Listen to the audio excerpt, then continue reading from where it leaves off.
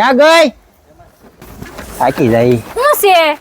હું છે રસોઈ બનાવી કે નહીં? બાકી છે હજી બનાવવાની રસોઈ.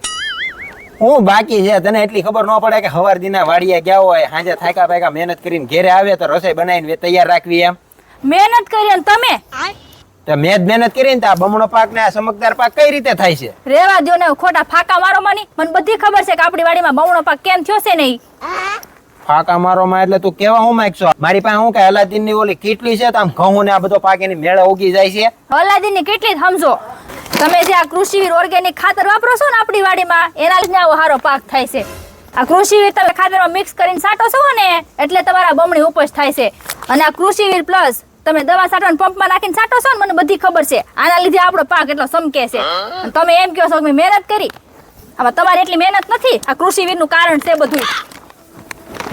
આયો આ ડોલ ભરી આવજો જાવ હવે પાણીની. જોઈ તમારી મહેનત ને બધી. આને ખબર પડી ગઈ કૃષિવીર ની. આ બાઈ હવે અડધું કામ ઘરનું મારી પાસેથી જ કરાવશે. જી હા મિત્રો, અત્યારે ગુજરાતમાં એક જ હાલે, કૃષિવીર ને કૃષિવીર.